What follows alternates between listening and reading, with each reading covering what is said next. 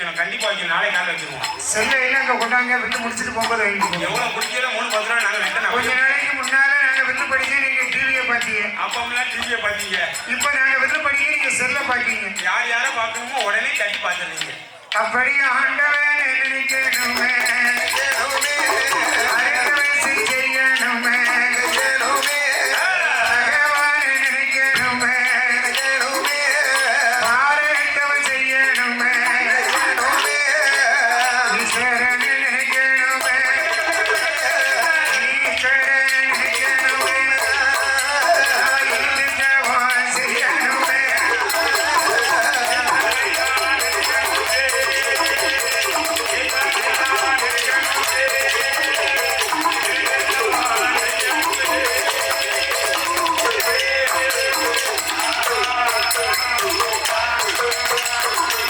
ஆண்டவனை நினைத்து 12 வருடகாலம் தோமருந்தார். ஈசனுடைய அருளாலே அதுக்கு யூஸ் பண்ணுங்க. இப்போ அதுக்கு நெட் யூஸ் பண்ணலாம். எல்லாத்தையும் கவர் பண்ணி எடுங்க. வீடியோ எடுங்க, அதை Facebookல போடுங்க, லைக் கொடுங்க, யூடியூப்ல டவுன்லோட் பண்ணுங்க, ட்விட்டர்ல போடுங்க, அதை செய்யுங்க. அப்படியே வச்சுட்டு மட்டும் இருக்காதீங்க. அது போல அந்த அரியரச மன்னன் இடத்திலே அருணவல்லியானவள் சொல்கிறார். என்னப்பா சொல்கிறார்? குழந்தை இல்லாத வருத்தம் பெரும் வருத்தமாக இருக்கிறது என்று சொல்ல உடனே அரியரச மன்னன் பார்த்தான். உத்தாறு தேசத்திலே பரமர்குல வம்சத்திலே மீன் பிடிக்கின்ற தொழிலை செய்து வரக்கூடிய அரியரசன் நமக்கு பின்னாலே குலத்தொழிலை செய்வதற்கு ஒரு குழந்தை இல்லையே, கண்டிப்பா ஒரு குழந்தை இல்லையே மன்னா.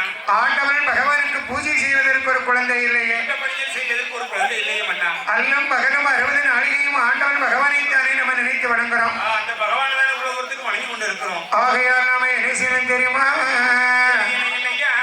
நம்ம ஆண்டவனை நினைக்கணுமே, நினைக்கணுமே, ஆண்டவனை நினைக்கணுமே, நினைக்கணுமே, ஆண்டவனை நினைக்கணுமே, ஆண்டவனை செய்யணுமே, செய்யணுமே, ஆண்டவனை நினைக்கணுமே, நினைக்கணும், ஆண்டவனை நினைக்கணுமே,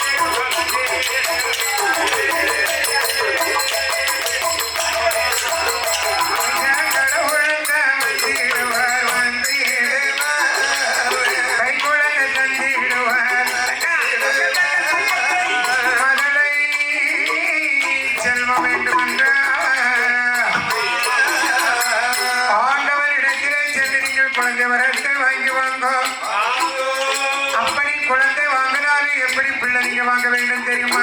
என்ன விதமாக வாங்க வேண்டும் அம்மா? பந்தி பல குட்டி ஈண்டி என்ன பிரயோஜனம்? 10 குட்டி போட்டு என்ன செய்ய போனதுக்கு? சில வீட்டுல சொல்லுவாங்க ஆம்பளை பையன் 7 பெண் குழந்தை 5 மொத்தம் 12 பிள்ளை இருக்கு. எனக்கு 12 பிள்ளை. ஆமா ஐயோ, எங்க அப்பா எல்லாம் 15வது குழந்தையா பருத்தி தோட்டத்துக்குள்ள பிறந்தாராம். 15வது குழந்தை பருத்தி போல எடுத்திருக்காரு உங்க அப்பா. பருத்தி எடுக்க போனா எங்க அப்பா அம்மா ஐயோ போகும்போது சரியா போனா வரும்போது பிள்ளையோட வந்துட்டான். அவளா பெத்தவா. அப்படி 10-12 குழந்தைகள் நீங்க பெற்று என்ன செய்ய? 10 பிள்ளை பெற்று நீங்க ஒரு பிள்ளை பெற்றாலும் முத்தா போக்குன்னு பாக்கோங்க. இன்னைக்கு சாக்கடைக்குள்ள பண்ணி உருண்டு பிறண்டு போகும்போது பின்னால குட்டி அப்படி வரிசையா போகும் பார்த்திருப்பீங்க. ரோட்டை கிராஸ் ஆகும்போது பாருங்க, கொஞ்சம் கற்பனை பண்ணி பாருங்க எப்படி இருக்கும் பாருங்க. தாய் பண்ணி முன்னால போக என்ன குட்டி பண்ணி பின்னால போக யாராவது அந்த குட்டியை எடுத்து மடியில பேச்சு எவ்வளவு அழகா இருக்குன்னு கொஞ்சமா. அது எப்படியா முடியும்? ஆனால் மத யானை அதான் யானையானது. யானை இருந்தாலும் 1000 பொன், இறந்தாலும் 1000 என்ன காரணம்? என்ன காரணம் அப்படி சொல்றீங்க? யானையை கும்பிடுவோமா கும்பிட மாட்டோமா? கண்டிப்பா வணங்குவோம். அப்படி ஒரு குழந்தை இருந்தாலும் சாக்காலம் இல்லாத மார்க்கண்டையின் போல் பிள்ளை இருக்கணும். ஒரு பிள்ளை வேணாலும் அதே மாதிரி பிள்ளை போல வேணும் பாத்துக்கோங்க. கோயில் பூசை விசாரிக்க வேண்டும். குழந்தை குழந்தை காலையில எழுந்த உடனே காலையில் எழுந்த உடனே பல் தேய்த்து காலை கடனை முடித்து, எப்பா எப்பா என் மகனே கோயில்ல பூஜை பண்ணீங்களா, பூ எடுத்துக்கிட்டு வரட்டுமா, பூல உங்க கூட எட்டு வரட்டுமா அப்பா? அப்படி என்று கேட்க வேண்டும். அதுதான் பிள்ளை. அவன் தான் பெற்ற பிள்ளையா இருக்கணும். அப்படி ஒரு குழந்தை வரத்தை நீங்க வாங்கி வாங்க ஆண்டவனே பகவானே என்ற அதிரச மன்னனிடத்தில் ஐயா அவருடைய மனைவி அருணவல்லியானவள் சொல்கின்ற காலத்தில் என்னன்னா உடனே அரியரச மன்னன் பார்த்தான். ஏறிட்டு பார்த்தான். அதாவது மனைவி ஒரு மந்திரிக்கு சமம். ஓ, மனைவி வந்து மந்திரிக்கு சமானம் பாத்துக்கோங்க. மனைவி சொல்வதை கண்டிப்பாக கேட்கணும். கணவன் கண்டிப்பா கேட்கணும் பாத்துக்கோங்க. சொன்னதையெல்லாம் கேட்க சமயத்துல ஊரை விட்டு குழு கட்ட முடியாம போகணும். அவன் சொல்லிட்டான அவன் எடுக்க போறதுக்கு நம்மளும் கூட சேர்ந்து போயிடணும். எடுங்க எடுங்க எடுங்க எங்க உள்ள அடிச்சுக்கிட்டு இருக்கீங்க? வாங்க கையில் போட்டு எடுங்க எடுத்துட்டு வாங்கங்க. ஆக மட்டும் ஊர்ல இல்லாமையும் போக வேண்டியது. அம்மா போனா பின்னால ஐயா பேர் வேண்டியது என்ன சொல்லி கேட்கதை கேட்க வேண்டும். கண்டிப்பா எந்த சொல்ல கேட்கணும் அதை தான் கேட்கணும். அதிரச மன்னனிடத்திலே அருணவல்லி குழந்தைக்கான விவரத்தை சொல்கிறார். ஒரே ஒரு குழந்தைக்காக. உடனே அதிரசன் பார்த்தான். அம்மா பெண்ணே, ஏ பெண்ணே, உனக்கு இருக்கின்ற கவலை எனக்கு இல்லைன்னு நினைக்கிறியா? மனசுல மட்டும்தான் அந்த கவலை இருக்கியா? மனசுல அந்த கவலை இல்லையா? கடற்கரை ஓரத்திலே நாம சிவபெருமானுடைய ஆலயத்தை கட்டி வைத்திருக்கின்றோம். ஆலயத்தை நல்லா கல்யாண மசாலா கட்டி வைத்திருக்கோமே. அந்த சிவபெருமான ஆலயத்திலே சென்று என்ன பகவானே ஆண்டவன் சிவபெருமானை நினைத்து ஆண்டவனை தான் நினைத்து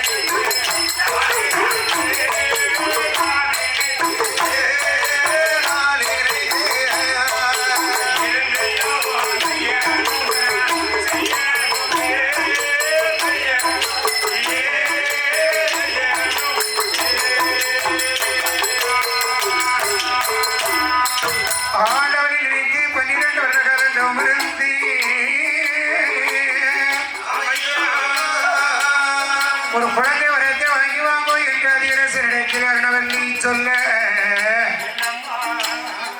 அதிரச மன்னன் கடற்கரை ஓரத்திலே வந்து சிவபெருமானுடைய ஆலயத்தின் முன்னால் வந்து ஒரு குழந்தை கிடைக்கும் என்ற நம்பிக்கையோடு ஆண்டவனை நினைத்து அதிரச மன்னன் தவறிந்து கொண்டிருக்கின்ற காலத்தில் ஆதி கைலாசவனில் என்ன நடக்கின்றது தெரியுமா? ஆதிவள்ளி கைலாசத்தில் ஆதிவள்ளி கைலாசத்தில்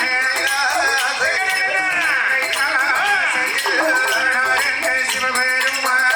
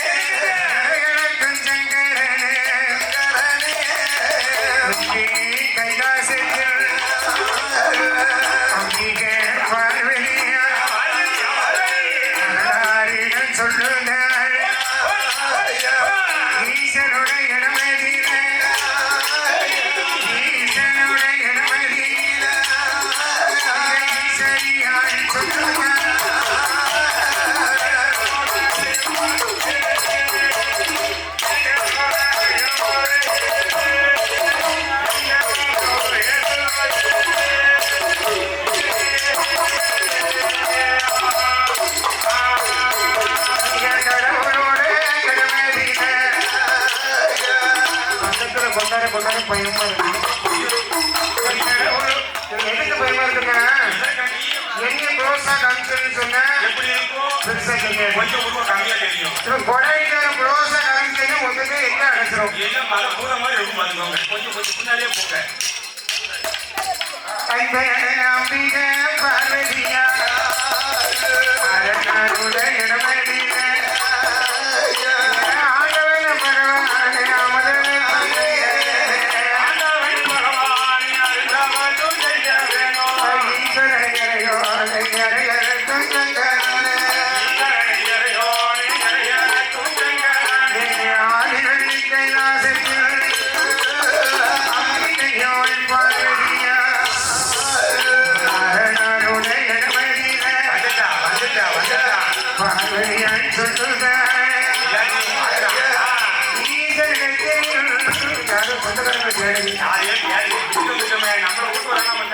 பெற்ற குழந்தை கூட இப்படி தேடுமா? பாருங்க, இவர் காலக்காரன் சோழியை தேடுதான். அது எதுக்கு இங்க வந்து தேடுது? வெளியில போய் தேட வேண்டியது. அம்பிகை ஆதி வராசக்தி ஆண்டவரிடத்திலே சொல்கின்றார் இறைவா. அதாவது எனக்கு ஒரு ரகசியம் தெரியணும். எங்க அண்ணன் நாராயணமூர்த்தி இந்த உலகத்துல பல அவதாரங்கள் செஞ்சு பிறந்திருக்காங்க. பார்வதி நான் பல இடத்துல பிள்ளையா பிறந்திருக்கேன். ஆண்டவன் சிவபெருமான் நீங்க மட்டும் சாகாம இருக்கீங்க. இந்த ரகசியத்தை சொல்லணும்.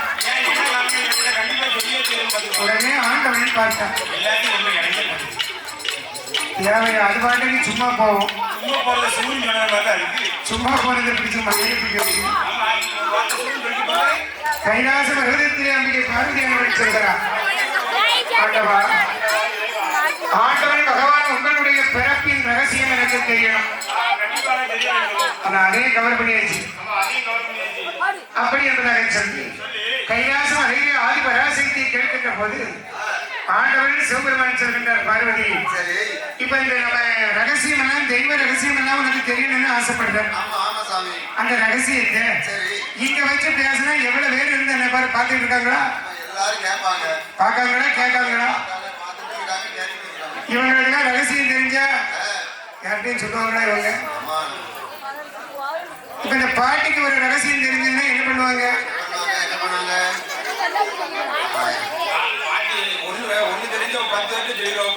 நாளை நைட்டு எனக்கு ஒரு 2 கிராம்ல மோதிரம் போடுதுன்னு சொல்லியிருக்காங்க. அப்போ சொல்லி 8 வருஷம் ஆச்சு.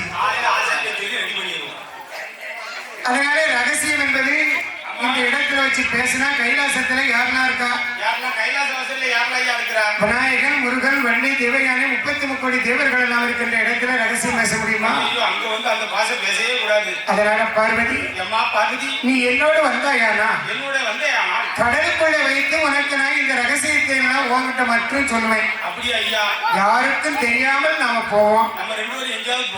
என் பகவான் பார்வதியை அழைத்துக் கொண்டு கடலுக்குள்ளாக வந்து கடலை ஒரு திரையாக வடக்கி ஆண்டவனாகப்பட்ட சிவபெருமான் கொடுத்துக்காரதான் புரிய வைக்கி இருக்க வைக்கல வெயிட்டா என்ன இருக்க பிடிச்சு அங்கதான் ஏதாவது கிடைக்கும்.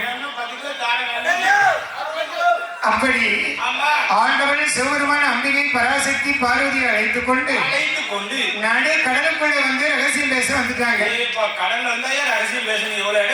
கைலாச மலையில விநாயகன் இடத்துல போய் முருகன் கேட்காரு, அண்ணா விநாயகா. விநாயகனுக்கு நல்ல பொருத்தமா இருக்காங்களா? ஆனை முகமும் ஒரு கொம்பும் சிறுகண்ணும் பானை போன்ற பெருவையரும். எனக்கு 6 இட்லி தேவைப்படுதுன்னா எனக்கு எவ்வளவு வேணும் தேவைப்படும்.